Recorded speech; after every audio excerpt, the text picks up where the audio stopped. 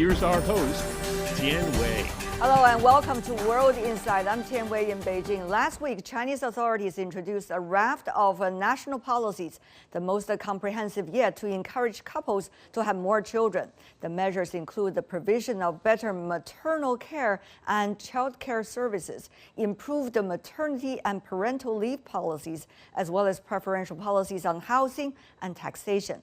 Compounding the challenge of birth decline, which is expected to start as early as 2025, is the fast aging population in this country.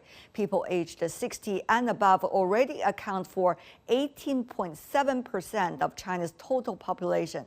This poses a great challenge to the country's future economic and social development. Could these policies do the trick of renewing population growth in this country? How can China best deal with a graying population and keep its demographic mix to sustainable development?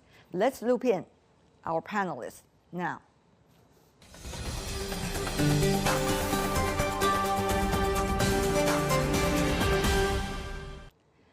On China's efforts to renew population growth in San Jose, California, we have Professor Zheng Zhenzhen of the Chinese Academy of Social Sciences. Good to see you, Professor. Long time no see. And also in Beijing, we have Professor Liu Baocheng from the University of International Business and Economics.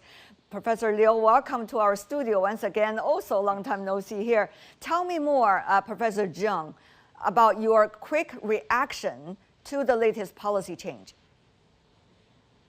I think it is very encouraging, because China has been in low fertility for more than 20 years. And I should say this action is so necessary. It shows that the government realizes response to low fertility is not some tasks of one department or one sector, but it is a responsibility of multi-sectors of the whole society. So I think it is very encouraging to me. It is a comprehensive set of policies. Professor Liu, from an economist's perspective, your take? Well, I think before that, we need to answer a very fundamental question: is how much is the right type of population? I think now it is not really the number, but it's really the demographic structure that is facing quite a challenge. And also the graying population, both has virtues and, the curses, because one is that we do see the Chinese expectancy of life has been, being prolonged dramatically thanks to the nourishment and medical care that is available. Yeah. And in the meantime, we do see that the labor force is facing a decline. But the question is, again, are we really in short of the labor force, or are we in short of more in short of the brain force? Because if we look at the future of the society, and the jobs are no longer related with economic growth, and there will be more mechanization, there will be more robotization, and so therefore it is really the quality of the population that really dictates the strength of a nation rather than the number. It seems that we have a debate somewhat between a population expert and also an economist. Professor Zheng, you want to take that? I would like to say, well, it is right if we see it in a macro level. But however, I think childbearing and child rearing is a business of family, especially women. So if we look at it, the issue at the family level, I think it is to meet the family's demand and needs from multiple sectors efforts. I think in the past several decades, some of the needs of the family has been ignored, I should say. And now I think we should raise the issue again on family-oriented support system. family-oriented support system. That is yes, crucial. including childbearing and elderly care. Right. We are seeing, some of the fundamental changes in the approach. Earlier, it is mainly about, of course, one-child policy. That has been graduating from China's policy scenes. But later, people have been wondering, what are the comprehensive policies to encourage families make the decision that is also in the best interest of the growing economy and sustainability of the economy. It seems that finally there are some common ground being reached and policy churned out. Professor Zheng. Yes, I agree. Actually, we're looking at the survey results, including statistics from National Bureau of Statistics. The ideal family most couples in China is 2 children. However, there's a gap between the ideal and the action. A lot of families, they want to have 2 children, but they only have 1 because there's a lot of difficulties to let them not meet their satisfaction to have the second child. So I think that is the gap we need to eliminate. Right. Now, and if we eliminate the gap, the national microgoal is agree with that, I think. So it is a progress. Professor Liu, to your point earlier, what kind of talent we need, what kind of labor force we need. But Professor Zheng's point is more from the human perspective about families' decisions, how to protect the rights of both women, children, and families, and at the same time make sure it goes with also the grand goal of the national growth, Professor. I do concur with Professor Zheng that it is really the respect of the human rights. And we do not really treat the bearing of children as growing cattle or crops in the field. And so that's why it is really not really based on totally on economic considerations to have the right size of the labor force. And then talking about the quality of the people, first of all, China has the second place in terms of the economic size, but in terms of per capita investment on education, we are way behind, even below the average of developing countries, and that is the fact. And the other is that we still maintain 9 years of compulsory education.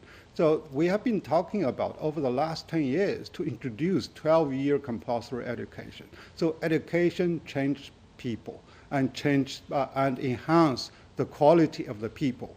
And then also we talk about how to take care of the elderly.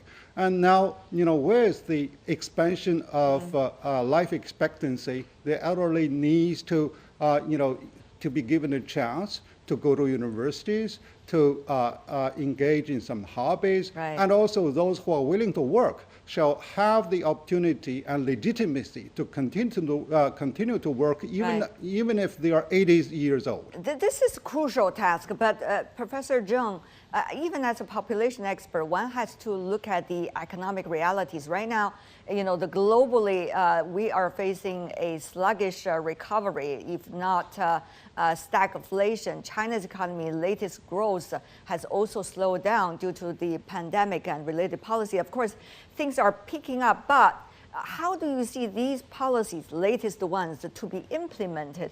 And how will that go with the recovery cycle of the Chinese economy?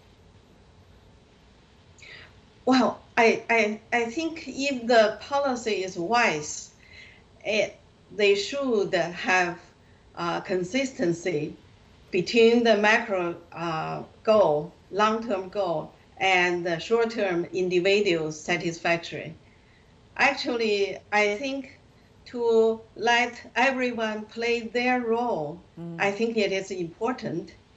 And when we talk about that, I think if you think about a person's life course, when young people going through childbearing, they need help from others. And at this time, the elder came in to help. However, One, that there is a system need to change to recognize the contribution of everyone. Right. The contribution of elderly and the contribution of unpaid work in family, especially women, they do a lot of house chore. And so I think there's a lot of combined consideration on this policy making and strategies to combine the macroeconomic goal and individual satisfaction. Professor Zheng seemed to be challenging you, Professor Liu, saying that, the overall policy is much more complicated than what you economists could understand. It seems that there are a lot of individuals' needs that really need to be taken care of. Professor Liu. Well, I think now the change is so dramatic. Actually, if you go to those villages and those, one-child policy is the best choice and etc., some of the slogans on the wall have not really been wiped out. And so people need to have time to adapt to such a dramatic change. And the other is that Chinese economic and social paradigm has been shifting so fast because previously it was really those poorer families, particularly in those rural areas, who'd like to raise more children because that was considered to be an investment for the future retirement benefits because the government didn't offer one. But right now, with the spread of the social welfare belt and the growing of the children is really more based on the self-choice and also their affection for children. And now, people are given a choice. So therefore, those who maintain a dinky family, those who do not really choose to marry, also deserve the right type of respect. So therefore, again, another question is that, okay, if you gave a comprehensive policy to encourage population growth, now, who really bear the burden? So now, when I talk with a number of employers, they are not really willing to employ, women who are really in the maternity age because, that means a disruption of the right type of employment positions. So this is exactly what we're talking about, how to make sure that the streamline of both individuals' rights are being taken care of, their concerns are being taken into consideration, and the overall policy, Professor Zheng. Yes, actually, I can observe this get a grade with each other at the bottom at the grassroots. I visited a factory, textile factory. There is a big company and they have childcare facilities. And I asked why they spend so much money on childcare facilities. They said they can hold the talented workers and technical persons in their company. So I think there should be some. That is a great point because only when you have both half of the sky, the men and the women, on your team, the most talented one, can you achieve miracle? Thank you so much, Zheng Zhenzhen and Liu Baocheng, for sharing your thoughts with us. Really appreciate it.